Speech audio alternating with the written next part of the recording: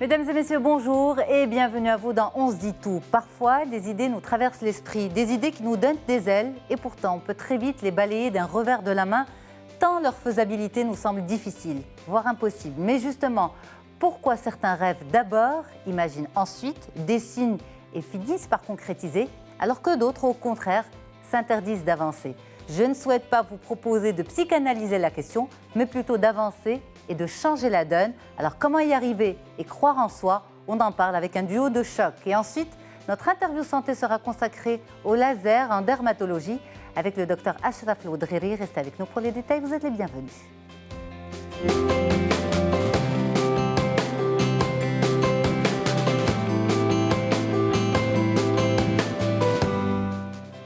J'ai une idée et je veux la concrétiser. Nous en parlons avec deux spécialistes. Fatem Zahra Mzioud, bonjour. Bonjour Yasmine. Merci beaucoup d'être là. Vous êtes consultante business coach. Et Karim Kanot, bonjour. Bonjour. Merci beaucoup d'avoir fait le déplacement. Merci. Vous êtes formateur, coach spécialisé dans l'accompagnement des jeunes. Oui. Alors on va vraiment commencer par le commencement. Pour concrétiser une idée, mais avant de parler de sa concrétisation, il faut d'abord l'avoir, cette idée. Une idée, c'est quoi?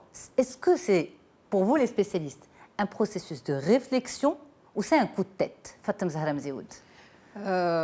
Pour ma part, ça peut être les deux.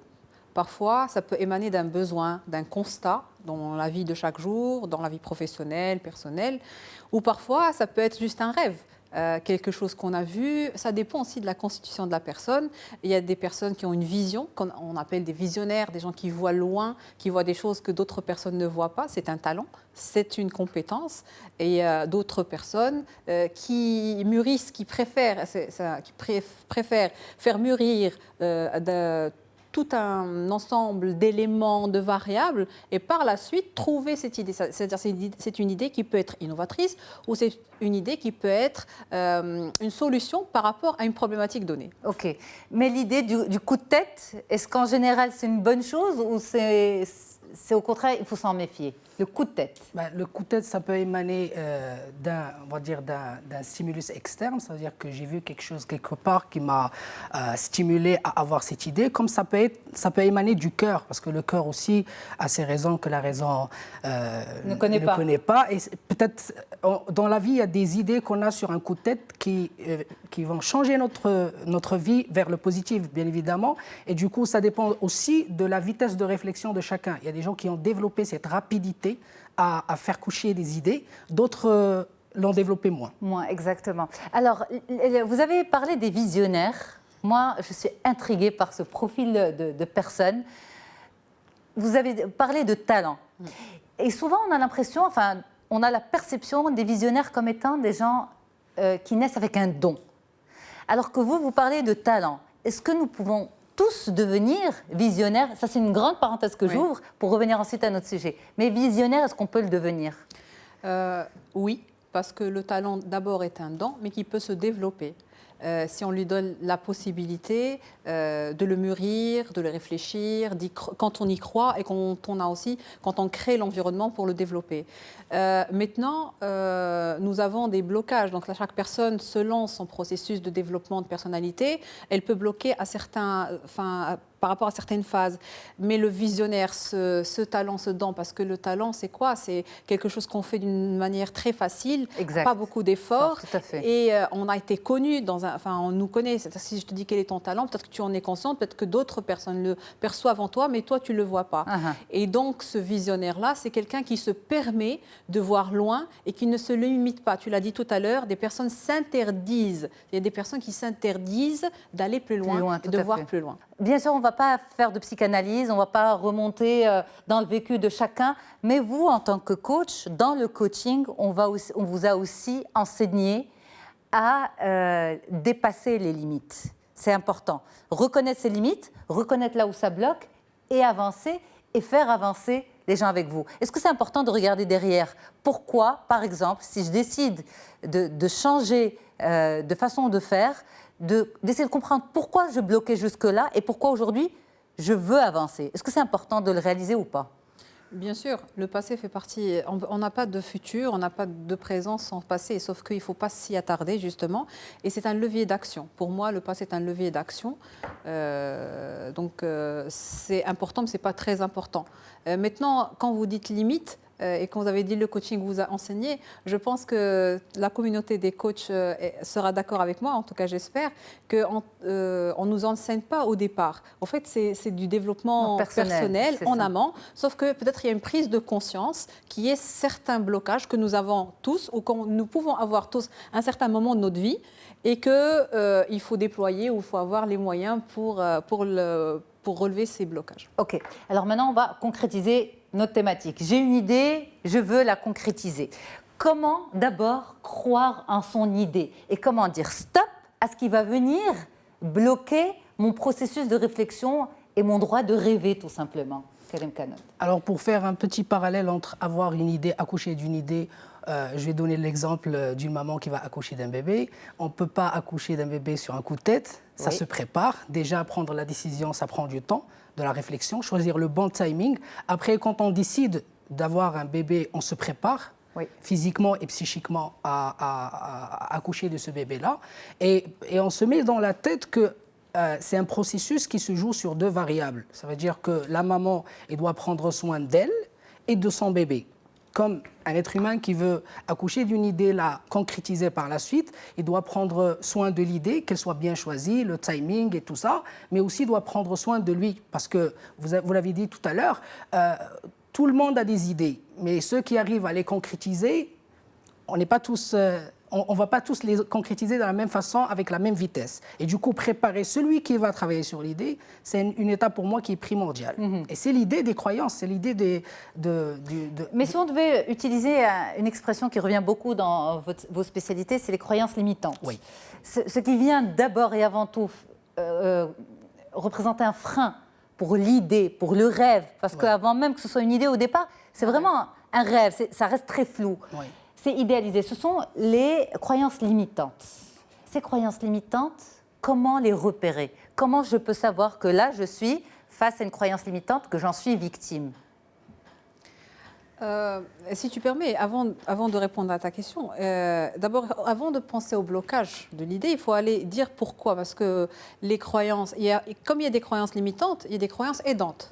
Okay. Et donc, du coup, pour faire face à ces croyances limitantes, il faut aller voir cette croyance. C'est-à-dire que quand on m'a toujours, par exemple, éduqué à dire que tu peux toujours y arriver, c'est-à-dire que ton enfant, tu le conditionnes, tu mets cette croyance depuis son enfance qu'il est capable de tout atteindre et qu'il a toutes les capacités pour le faire. Donc, il fait grandir cette croyance en lui et c'est cette croyance qui lui donne tous les éléments. C'est une ressource d'une force extraordinaire qui lui permet de ne pas s'arrêter, justement de ne pas bloquer. À chaque fois qu'il a une idée, il dit voilà, donc je peux la concrétiser. Si tu donnes une autre idée aidante en disant l'échec n'existe pas et que tout ce que tu fais est bon pour toi dès l'enfance. Donc si tu fais mûrir cette réflexion, tu n'auras pas de croyances limitantes. Les croyances limitantes viennent de l'extérieur, mais viennent aussi de soi-même et de son éducation, et c'est beaucoup de choses. Donc, et c'est facilement repérable.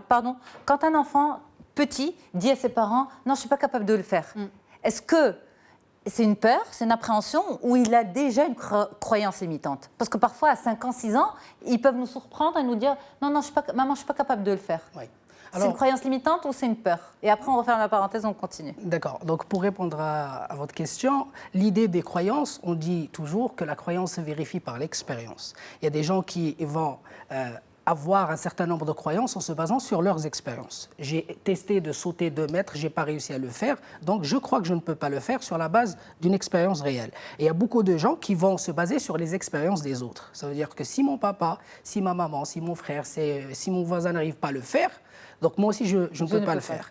Donc il y a 2 cas de figure. Soit on se base sur les expériences des autres, sur ce que les autres pensent, soit on se base sur l'expérience réelle. Mais un enfant, il se base sur quoi? Un enfant, il n'a pas suffisamment de recul La peur, c'est quoi? La peur, c'est que c'est une émotion qui est tout à fait normal, parce qu'on n'a pas l'information. Donc un enfant qui n'a pas expérimenté n'a pas l'information. Donc du coup, il a peur. Et donc il peut être bloqué. Et souvent, les enfants ont peur, c'est normal, parce que c'est la première fois. Et justement, c'est le rôle des parents, de l'entourage, du professeur, enfin de tout l'entourage pour les aider à affronter, à avancer et à accepter toute cette expérience-là. Mais sinon, on peut également avoir des croyances limitantes. C'est-à-dire que quand tu es toujours avec un père qui te dit tu n'arriveras à rien, et déjà lui-même, il se morfond sur sa vie, sur ce qu'il fait. Donc cet enfant-là, il absorbe, il enregistre, et tout est dans son inconscient. Donc son inconscient, qui est notre soldat intérieur, il lui dit attention. Attention, tu ne vas jamais y arriver. Ton père n'arrête pas de te dire que tu es stupide, ou tu n'es pas capable de le faire, ou parce que moi, je n'ai pas réussi de le faire. Et donc, même l'entourage. C'est très important de travailler sur cet élément-là de blocage. Mais souvent, moi, je préfère parler des motivations positiver, tout à fait.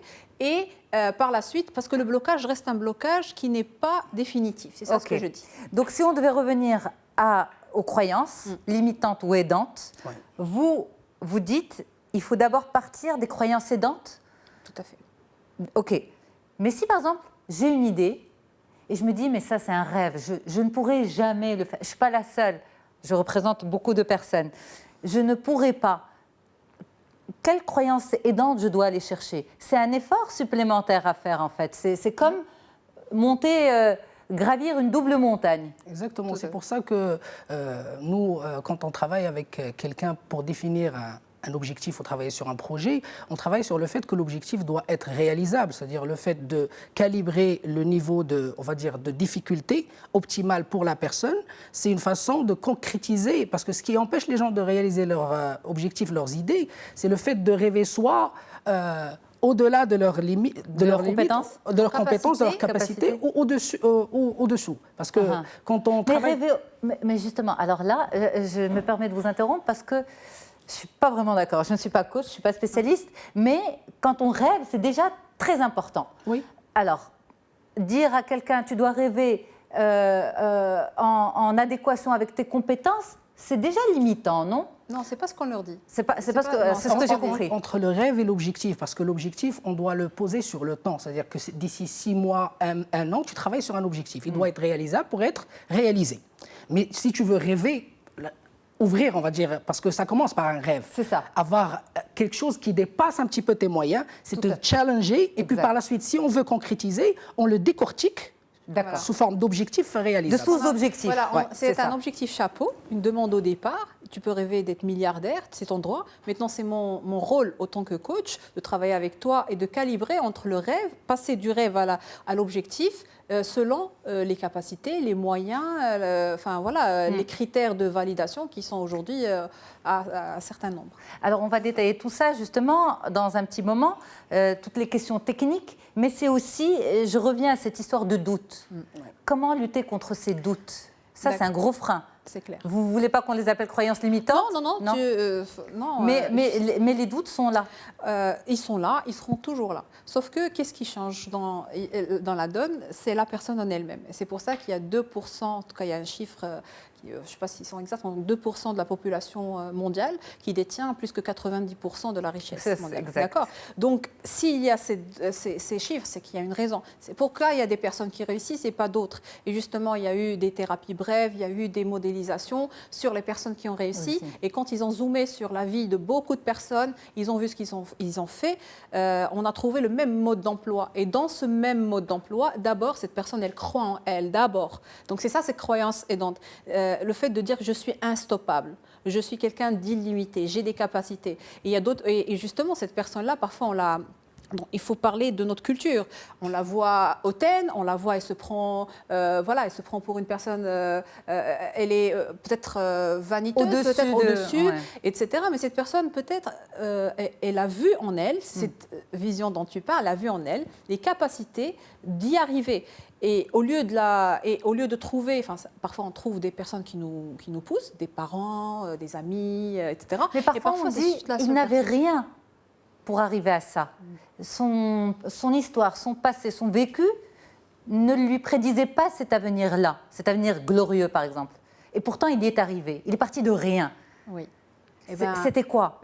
Oui, c'est le fait de croire qu'il peut y arriver. Le rien, ça... Écoutez, rien, ça, pour moi, ça n'existe pas. Parce qu'on ne peut pas dire qu'aujourd'hui, j'ai rien, mais qui me garantit que demain, j'aurai ou je n'aurai pas. Et aujourd'hui, j'ai beaucoup, qui me garantit, parce qu'au fait, il faut passer dans l'autre sens. Aujourd'hui, j'ai beaucoup de choses. Est-ce que tu peux me garantir que demain, je garderai ça? Et donc, ça passe par là. Enfin, en tout cas, je ne sais pas ce que tu en penses. Je pense que personne ne part de rien. On peut parler de quelqu'un qui n'a rien en termes d'argent, matériellement, mais chacun d'entre nous a des talents. On a parlé tout à l'heure de talents. Il y a une multitude de talents. On a parlé d'intelligence. On parle aujourd'hui des intelligences multiples. Chacun a une intelligence. Chacun a un talent. Et le talent, c'est une prédisposition à réussir quelque chose. S'il arrive à trouver là où son talent peut s'accélérer, parce qu'un talent, c'est une compétence qui peut se développer d'une manière plus rapide que les autres compétences. Donc chacun a une piste, on va dire, accélérée. Donc si la personne trouve ce point-là, et c'est comme ça que les gens... Et comment on peut le trouver? Sans le travail, par exemple, avec un coach, mais seul. On peut y arriver parce que le coach, c'est quoi? Le coach, il joue le rôle d'un miroir. C'est-à-dire que si tu arrives à faire ça avec toi-même, ça veut dire à travers l'écriture, à travers une réflexion, à travers tes interactions avec les autres, tu mets le point sur...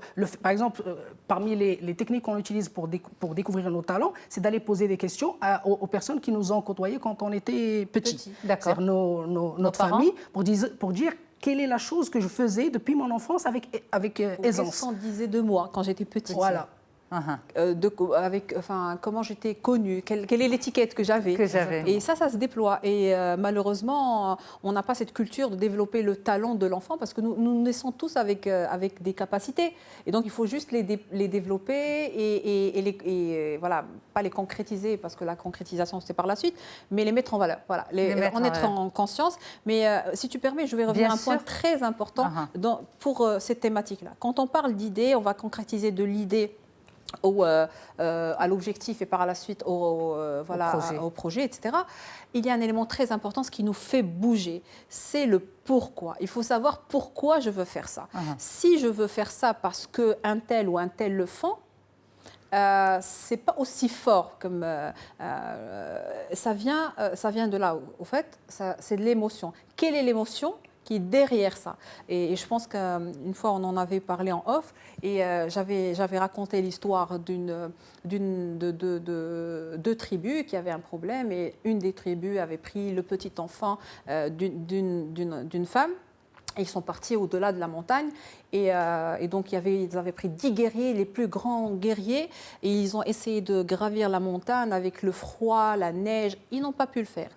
Et après 2 jours, ils ont vu la maman de l'enfant descendre de la montagne avec son enfant et le chef de la tribu, il est resté abasourdi en disant comment une femme aussi faible que ça a pu gravir. Et au fait, la réponse, elle m'a dit parce que c'est mon enfant. C'est mon enfant, c'est-à-dire c'est elle qui connaît, c'est l'amour, c'est le degré de l'amour, de l'affection. Et le fait de vouloir arriver, il n'y a pas plus fort que cet amour, cette attache à cet enfant. Et donc l'objectif, il est toujours collé à une émotion derrière. Ça peut être de la colère, c'est pas grave, ça peut être de la rage, ça peut être du désir, ça peut être de la passion, ça peut être... Chacun de nous, il développe... Mais il faut repérer son émotion. Il faut c'est ça, c'est ce qui nous permet d'avancer. C'est-à-dire que, imaginons, je vais donner un exemple, peut-être que je ne suis pas quelqu'un de sportif, je ne cours pas assez, mais imaginons qu'il y ait un voleur qui est derrière moi, je pense que je vais courir très très vite parce qu'il y a une émotion derrière qui est la peur. Il y a une raison derrière, exact. Voilà. Alors il y a vraiment 2 notions très importantes qui ont été évoquées, c'est ça, c'est l'émotion, la raison, et ne jamais se dire « je pars de rien ». Parce que souvent, dans la perception, le rien, c'est matériel. Alors que pour vous, et donc aujourd'hui, vous nous l'avez dit, on est tous riches de quelque chose, nous avons tous une compétence, nous avons tous un talent plus développé qu'un autre par rapport aux personnes qui nous entourent. Et c'est sur ces choses-là qu'il faut absolument jouer. Donc, l'émotion et le talent. C'est bien ça. Exactement. Maintenant qu'on a ça, qu'on l'a repéré, eh bien, il faut accoucher de cette idée. Il faut la mettre en pratique. Vous l'avez dit, il faut décortiquer son projet en petits objectifs. C'est important de partir par palier. Partir par palier parce qu'on ne fait que renouveler notre motivation. Parce que si, par exemple, je prends la route de Laayoune jusqu'à Dakhla, où il y a moins d'arrêts, ça va me donner cette impression comme quoi... La route est trop longue. Trop longue. Si je prends la même distance entre Tanger ou entre Kinitra et Casablanca, où il y a plusieurs arrêts, si on prend l'exemple du train, ça me donne cette impression comme quoi j'ai on va dire, liquidé une partie, il ne me reste plus qu'une deuxième partie. Le fait de décortiquer, ça nous facilite la tâche et ça nous permet de mettre le point sur, au lieu de s'arrêter de temps en temps pour respirer, pour reprendre notre énergie et notre motivation. OK. Maintenant, dans ce processus, il y a toutes ces questions qui nous ramènent à la réalité et qui nous enlèvent le rêve de la réalisation. Les questions techniques, financières, le business plan, par exemple, quand c'est un projet, convaincre un banquier pour un prêt, tout ça, ça nous ramène à la réalité de la chose et ça nous enlève cette atmosphère de rêve qui entoure cette idée, qui entoure ce projet. Comment, quand ça se passe mal, continuer à y croire malgré les défis? Alors, pour moi, y croire, ça se manifeste dans les moments difficiles. Parce que quand tout va bien, tu n'as même pas besoin d'y croire. Ça avance. Y croire, c'est de croire que moi, je suis capable de réaliser cet objectif et que je suis capable de dépasser les obstacles que je vais rencontrer. C'est ça, y croire. Y croire, c'est dans les moments difficiles. C'est quand personne n'y croit à ton projet. C'est quand les choses vont mal, c'est là où on a cette force d'avancer, parce que ce qui fait la différence... Est-ce qu'il nous regarde pour se dire, oui, c'est très beau ce qu'il dit, c'est vrai que c'est motivant sur le coup, mais dès que je vais me retrouver face à la contrainte, eh bien, je vais encore réfléchir. C'est vrai que maintenant, c'est vrai, je passe par ce moment-là, j'entends Karim Kanot me dire ça, ça me booste un petit peu, mais lundi, quand je vais aller voir le banquier qui va me dire, on vous refuse le prêt, qu'est-ce que je fais? Tu sais, pour moi, la réussite, réussir, c'est un entraînement. On n'est pas forcé, ou là, c'est pas forcément une condition de réussite de réussir à la première fois. Ou quand je dis réussir, c'est atteindre son objectif. Et il faut qu'il y ait un entraînement. Et plus on s'entraîne, plus on a de coups, ça je le dis par expérience, plus on s'endure. Et plus il n'y a rien qui nous stoppe. C'est-à-dire que si moi je fais juste un miroir par rapport à un vécu personnel, entre ce qui m'arrive et ce qui... Aujourd'hui, j'ai plus peur de rien, absolument de rien. Professionnellement. Professionnellement, bien sûr. Pourquoi? Parce que je suis tombée, je me suis relevée, je suis tombée, je me suis relevée. Et c'est ce que je conseille toujours, enfin, c'est ce que je propose aux personnes de mon entourage, pas forcément mes coachés, en disant... qu'est-ce qui s'est passé? Parce que de toute façon, je vais vous dire une chose. Quand on fait ce qu'on fait une ligne de vie, et quand on voit les choses qui sont pas bien passées, jamais on est resté dans les vallées, jamais on est resté en bas. Dans le creux. Jamais. On s'est toujours relevé. Et donc, du coup, il faut se poser la question, qu'est-ce qui m'a permis de me relever? Et donc, du coup, ces compétences-là et ces capacités, je les ai, j'en étais pas conscient. Mais on va revenir sur ce point qui est très important. Je le laisse en suspens comme ça. Juste après une courte pause. À tout de suite. Nous revenons spécialement pour vous sur Médiane TV dans On se dit tout.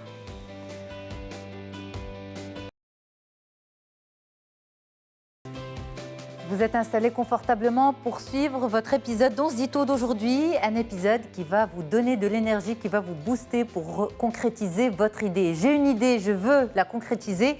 Eh bien, deux spécialistes sont là pour vous donner un maximum d'informations et d'énergie. Fatem Zahra Mzeoud, consultante business coach, et Karim Kanot, formateur, coach spécialisé dans l'accompagnement des jeunes.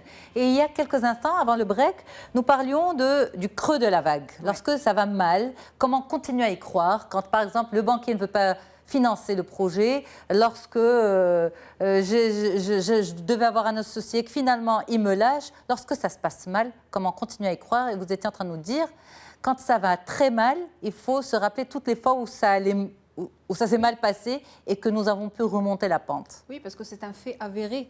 Parce qu'il n'y a personne qui est resté dans le fond, à part les personnes qui sont malades, qui ont des problèmes psychologique, ça c'est un autre volet. Mais quand on est une personne normalement constituée, on a des problèmes, on aura toujours des problèmes, des obstacles. Il n'y a pas quelqu'un qui n'a pas d'obstacles ou qui n'aura pas d'obstacles dans sa vie. Maintenant, ce qu'il faut préparer, c'est pas, d'abord il y a cette gestion de risque, parce que dans un business, parce que là on parle de professionnel, dans un business il y a une gestion de risque. Donc quand je mets en place mon business plan, je mets aussi une cartographie des risques. Il faudrait que je mette en place des options par rapport aux risques que je peux avoir. D'accord.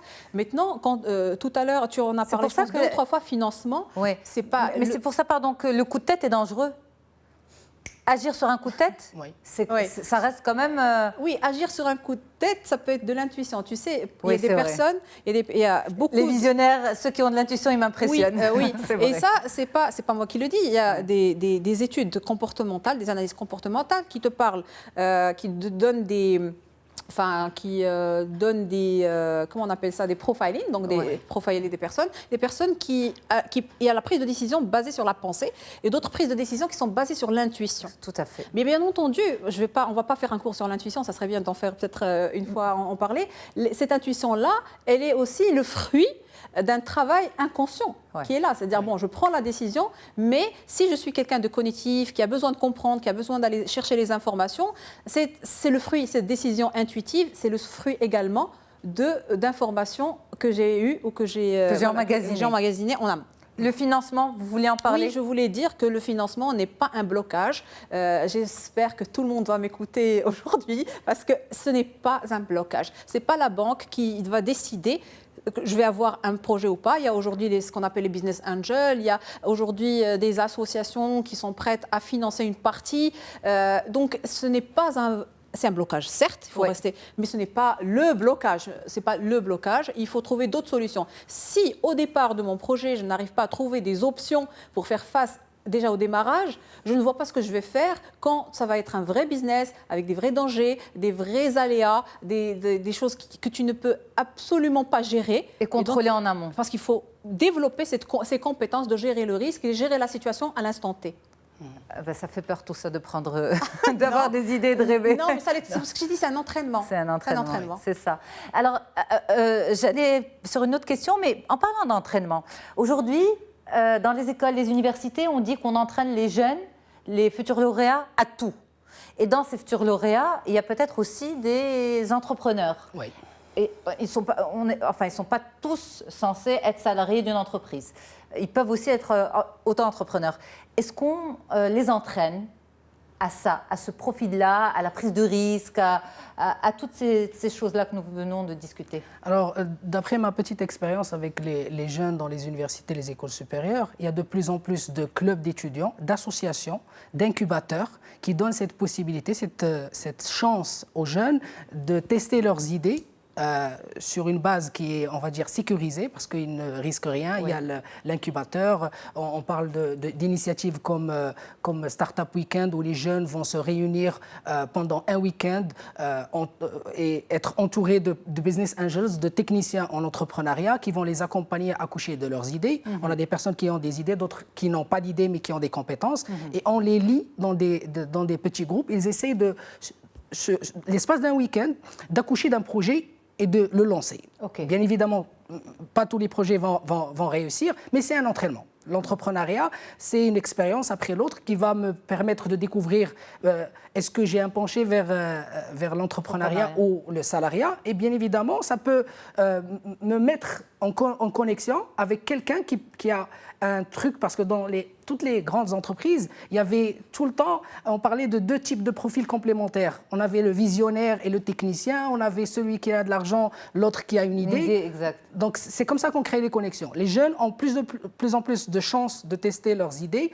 Et je trouve que c'est une bonne chose pour le Maroc parce que ça nous permet de créer de la valeur ajoutée. Donc il faut encourager ces jeunes à en profiter au maximum, de la même manière qu'on va passer de faux entretiens d'embauche, qu'on s'entraîne à passer ce genre de choses, il faut aussi s'entraîner à devenir peut-être entrepreneur. Et je connais beaucoup de jeunes qui ont parti de ces clubs d'étudiants et aujourd'hui, ils ont leurs entreprises. D'accord. Donc ça peut marcher. Ça peut marcher. Ça peut marcher. Alors, on a parlé de l'auto-entrepreneuriat. Mais je peux rajouter oui, juste bien un sûr. point très important quand on parle d'entrepreneuriat. Il faut savoir que pas tout le monde est entrepreneur. Oui. C'est ça. Il y a un profil d'entrepreneur avec des compétences et des capacités. Ça ne veut pas dire qu'ils ne peuvent jamais le faire. Non, ça veut dire qu'ils ne seront pas dans leur élément. Il y a des personnes qui sont beaucoup plus dans la décision, dans l'action. Il y a des gens qui vivent par le risque. Cette émotion par la gestion du risque, le fait de travailler sur multi-projets, etc. Et d'autres personnes qui se retrouvent dans cette stabilité, entre parenthèses... Salariale. Pas forcément salariale, mais peut-être professionnelle, où il va il va aller sur un chemin qui est très long, sur différentes années, où il va construire autour de lui. Il n'y a pas un profil meilleur que d'autres, sauf qu'il est très important de savoir, avant de se lancer en tant qu'entrepreneur, de voir quelles sont les compétences nécessaires pour un entrepreneur. Et si on les a, tant mieux. Si on ne les a pas, il faut mettre en place un plan de progrès personnel, si on a envie d'être entrepreneur, et travailler dessus. Alors, l'idée aussi qui peut changer une vie, c'est aussi le changement de cap professionnel. Oui. Ça aussi, ça fait peur parce que vous avez des gens pour qui on a choisi une voie professionnelle et un jour, ils se disent « ça ne me convient plus ». Mais entre le moment où ils se disent « ça ne me convient plus » et le moment où ils le verbalisent à l'entourage, il y a du temps qui s'écoule et l'entourage, parfois, n'encourage pas. Oui. Parce que c'est une sécurité qui s'en va, c'est un confort qui s'en va, qui risque de s'en aller. Alors, lorsque tout le monde est contre vous, est-ce qu'il faut continuer à y croire ou pas, ou pas. Alors, voilà. Quand voilà, même les relations personnelles ensuite, familiales, conjugales, sont mises à rude épreuve. Exactement. Et je le dis toujours, il y a des parents qui vont détruire la vie de leurs enfants par amour. Et donc, moi, je vais partir de ma propre expérience. J'ai travaillé 7 ans en tant que prof dans un lycée public. Donc, j'étais fonctionnaire avec l'État, avec un salaire, avec tout ce que vous avez dit, la sécurité, tout ça. Et j'ai décidé de démissionner et de me lancer dans une carrière de formateur et de coach pour accompagner les jeunes, parce que j'ai travaillé 7 ans avec les jeunes et je me suis dit que je pourrais donner plus avec une autre casquette. Et j'ai préparé ma transition pendant 3 ans. Mais après, quand j'ai pris la décision, c'était une décision ferme. Même les parents n'étaient pas au courant avant. D'accord. Vous avez tout fait exactement en cachette. Ils ont eu l'information comme quoi j'ai démissionné. C'est pas que je vais démissionner. Mais ça, c'est le fruit de la confiance que j'ai avec mes parents parce qu'ils ont vu au fil des années ma capacité à prendre des décisions.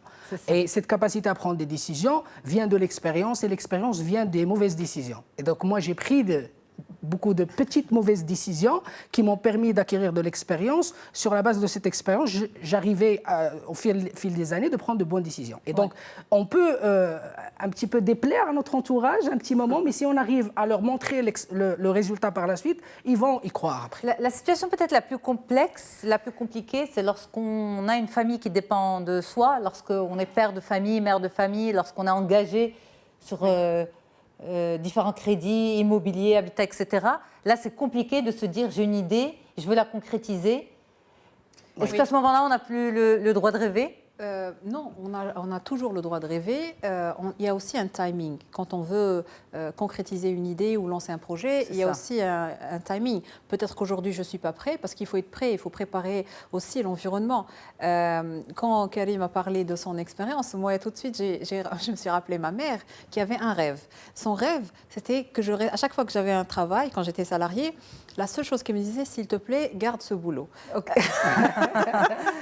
Donc, ça prouve qu'il y a eu beaucoup de changements. Oui, il y a eu beaucoup de changements parce que je n'étais pas. Tu parlais de quelque chose qui, ça ne me convenait pas.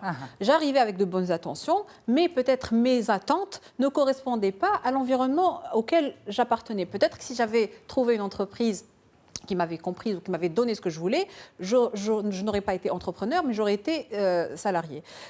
Donc, l'idée, c'est que, comme dit très bien Karim, il faut préparer sa transition. Aujourd'hui, on est dans la multicompétence. Vous savez, dans l'ère du changement, on n'est plus dans le linéaire. Avant, on se mariait une seule fois, on avait un seul travail. Se marier une seule fois, c'est bien aussi. Non, je veux dire... on n'encourage pas les divorces. Non, c'est question aussi de paradigme. Il y a des choses qui changent. Aujourd'hui, on se permet, dans notre société, de changer de mari ou de femme et de changer de poste et aussi d'aller apprendre à l'âge de 56 ans ou à 60 ans. C'est-à-dire qu'on n'est plus sur ces... des stéréotypes. D'accord ? Donc, on se permet aujourd'hui de changer. Donc, c'est aussi la transformation, changer de cap, aujourd'hui professionnel, est plus facile qu'avant parce que l'entourage peut comprendre, alors qu'avant, il ne pouvait pas ou il bloquait. Maintenant, ce qui va changer la donne, c'est la personne, je le dis et je le redis. Si j'y crois, j'y pense et je veux vraiment y arriver. Je sais que ce n'est pas évident ce que je dis, je sais que les personnes vont se dire ouais, non, mais je vous assure que c'est vrai. Sauf qu'il y a un travail sur soi. Les gens qui ont réussi n'ont pas réussi comme ça. Ils ont réussi parce qu'il y a aussi des souffrances, pourquoi, quand je dis souffrance, une souffrance de prise de position, de souffrance d'essayer de convaincre l'autre, son conjoint, etc., etc. Eh bien, merci beaucoup à tous les deux d'avoir partagé vos expériences personnelles et professionnelles avec nos téléspectateurs. Je vais leur demander de tout prendre, sauf l'idée de changer de conjoint. Il ne faut pas la garder. Merci beaucoup à vous deux. Fatem Zahra Mzioud, consultante business coach. Karim Kanot, formateur coach spécialisé dans l'accompagnement des jeunes. Moi, je reste avec les téléspectateurs pour notre interview santé. À tout de suite.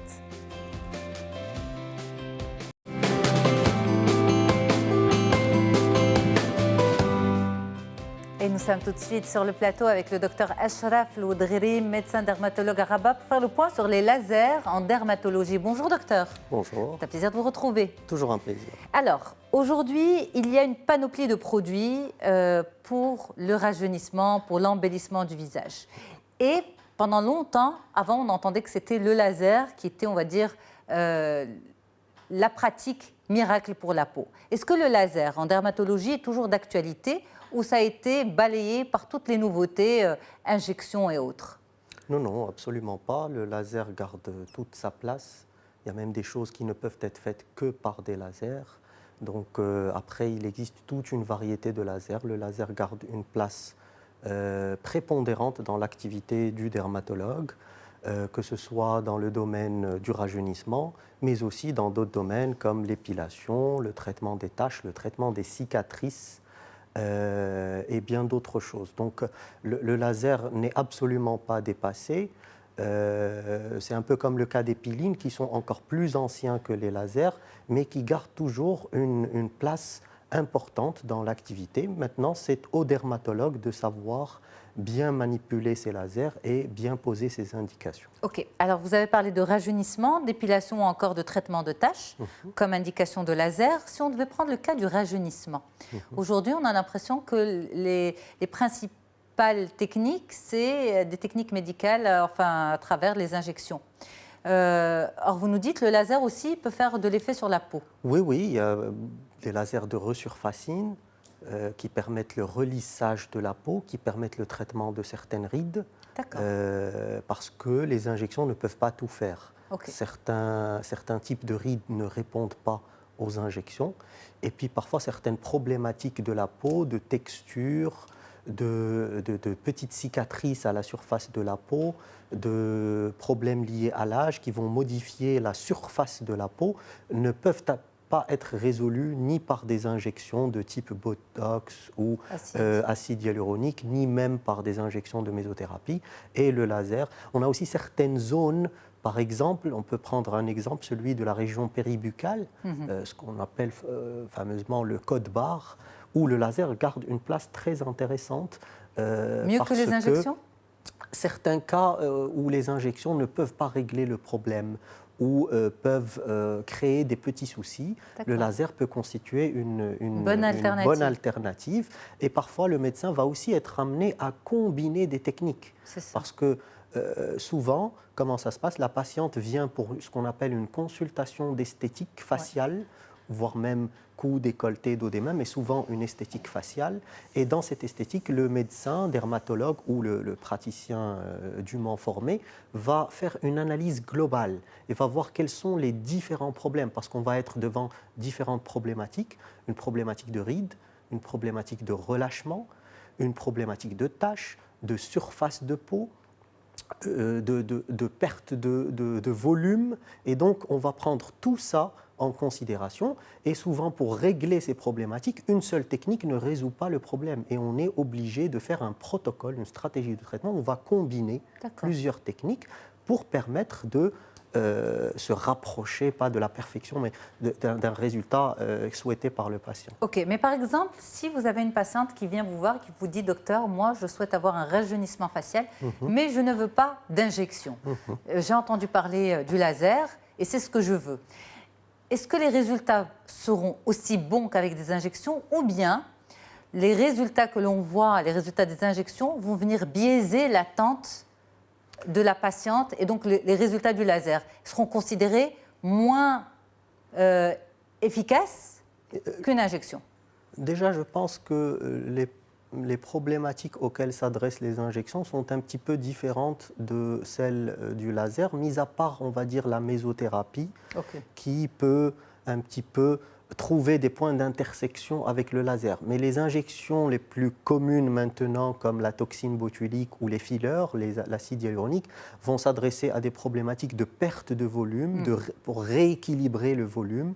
Donc on joue aussi sur l'éclat, sur la luminosité du visage, et on va compenser cette perte de volume, soit suite à l'âge, soit suite à un amaigrissement important. Et donc on va plus régler ça avec justement ce type d'injection. Le laser, c'est plus des problématiques liées à la surface de la peau. Donc c'est des taches de vieillesse éventuellement, soit un teint qui n'est pas uniforme, soit la texture de la peau n'est pas homogène, il y a des zones déprimées, il y a des petites cicatrices, il y a des pores qui sont un peu dilatés. C'est ce qu'on appelle les lasers de relissage. Et donc, c'est pour ça que je vous ai dit, on va travailler la profondeur, c'est-à-dire le volume, le relâchement, mais on va parfois finir, une fois qu'on a réglé ces problématiques, on va finir par tout ce qui est resurfacine, soit par le laser, mais aussi éventuellement par une mésothérapie, des peelings, des crèmes. Voilà, mésothérapie, PRP, laser, est-ce que ça fait la même chose ? Non. Non, et c'est là le plus grand mal qu'on trouve avec notre patientèle, c'est d'expliquer. Parce que maintenant, avec les effets de mode, avec tout ce qui passe à la télé, sur Internet, les patients, et on les comprend, sont un petit peu perdus. Il y a une multitude de techniques, et justement, le médecin, le dermatologue est là pour bien définir. Parfois, une patiente vient me voir pour me dire « Docteur, ma voisine a fait du PRP et j'ai vu un résultat, je veux faire la même chose. » Tout à fait. Alors, parfois, je vais accepter parce que quand j'analyse son visage, je trouve que c'est la bonne technique. Mais parfois, la patiente est tout à fait à côté de la plaque. Le PRP ne lui résoudra absolument pas les problèmes pour lesquels elle vient. C'est pour ça qu'à chaque fois, je dis, oui, vous voulez du PRP, dites-moi d'abord pourquoi vous êtes là. Qu'est-ce que vous recherchez? Est-ce que c'est l'éclat? Est-ce que c'est le teint terne d'une patiente fumeuse? Est-ce que c'est un relâchement? Et parfois, donc les patientes qui demandent, ou les femmes qui parlent de ça, qui font une cure annuelle de PRP, une cure annuelle de méso, ce n'est pas forcément recommandé. Elle pourrait faire peut-être une cure de laser et ça serait mieux? Non, cure de laser ne sera pas forcément mieux. Le laser, s'il est adapté à ce qu'on souhaite traiter. En général, le laser est un petit peu différent de ce type de technique comme la mésothérapie ou PRP, où on peut faire de temps en temps, annuellement ou tous les 1 an et demi, des séances d'entretien, parce que ces techniques s'adressent souvent à l'éclat du visage, à un effet pour nourrir la peau, pour la revitaliser. On revitalise la peau. Par contre, le laser, ce sont des problématiques différentes. On va relisser, on va traiter des cicatrices pour essayer de stimuler le collagène pour que la peau remonte un petit peu dans des problématiques de cicatrices. Donc ce n'est pas une technique qu'on va faire tous les ans ou tous les 2 ans, comme c'est le cas parfois des peelings ou de la mésothérapie. C'est un traitement ponctuel qui va être décidé par le médecin pour régler un souci bien précis. Principalement le souci des taches. Le souci de certaines taches là aussi, parce qu'on peut prendre ce dont on a parlé l'autre fois, le mélasma, qui est appelé communément masque de grossesse, où le laser n'est pas indiqué. Voilà un type de tache qui n'est pas classiquement traité par les lasers, parce que le laser, dans ce cas précis, peut ne donner aucun résultat ou donner un résultat, mais une récidive quelques mois après. Donc là aussi, attention, il existe différents types de taches. On peut prendre un contre-exemple. Vous avez par exemple les lentigos, les taches de vieillesse qu'on peut trouver sur le dos des mains, sur le visage, qui répondent de manière excellente au laser, alors qu'elles ne répondent pas aux crèmes et aux peelings. Donc toujours un diagnostic est là, décidé, et le laser fait partie de notre arsenal thérapeutique. Est-ce que le laser, comme le peeling, a besoin d'un contexte particulier, plutôt saison hivernale, ne pas s'exposer ensuite au soleil, des suites qui sont quand même relativement handicapantes? Absolument. Absolument, le laser, et je dirais même un petit peu plus que les peelings, parce que les peelings, il y en a différentes formes. Il y a des peelings superficiels qui sont appelés lunch peel, qui ne visent que le coup d'éclat. Et la patiente peut le faire et retourner à son travail parce qu'il n'y a pas de desquamation importante, à peine un aspect un petit peu rosé qui ne gêne pas l'activité, qui ne nécessite pas d'éviction sociale. D'accord. Contrairement à d'autres peelings qui sont un petit peu plus lourds, qui nécessitent des précautions quasi similaires aux lasers. Les lasers en général, la majorité des lasers s'adressent ou se font en période de froid, parce qu'il faut faire très attention par rapport au soleil. La majorité des lasers, il faut des précautions avant de les faire, avant la séance. Il faut que l'exposition solaire soit arrêtée quelques semaines avant la séance, la première séance, et aussi durant toute la durée du protocole, qui peut comprendre plusieurs séances, la patiente doit faire très attention à son exposition solaire. C'est pour ça que le choix d'un patient pour des peelings moyens ou pour des lasers doit être très, très bien fait par un médecin, toujours par un médecin, parce qu'il y a des choses à éliminer avant de pouvoir bénéficier de ces techniques. Il faut que la peau soit indemne, il ne faut pas qu'il y ait d'infection active. Vous voyez des dérapages? Oui, on en voit, on entend des choses, on entend des peelings qui sont faits par des non-médecins. C'est une erreur et parfois moi je porte la responsabilité aussi à mes patients. Je essaie de les responsabiliser, de leur dire oui, peut-être qu'il y a eu une erreur, mais c'est aussi de votre faute. C'est votre visage, on va appliquer les peelings, c'est des produits chimiques, des produits acides qu'on va appliquer sur le visage. Les lasers, c'est des machines qui nécessitent une formation. Même le médecin doit être lasériste, il doit être dûment formé à sa propre machine pour pouvoir faire du laser correctement. Donc il faut beaucoup de précautions par rapport à la séance, par rapport à ce qui doit être fait avant, juste après, en termes d'exposition solaire, mais aussi en termes de crèmes réparatrices qui vont permettre à la peau de régénérer, de cicatriser rapidement. C'est tout un protocole. Et c'est la saison pour les lasers? C'est la saison pour les lasers et pour les peelings. Parfait. Eh bien, merci beaucoup pour toutes ces explications. Dr Achraf Oudredi, vous êtes médecin dermatologue à Rabat. C'est un plaisir d'échanger avec vous. Au plaisir de vous retrouver, bien sûr, sur notre site medientv.com. Très bonne suite des programmes à toutes et à tous et à bientôt. Au revoir.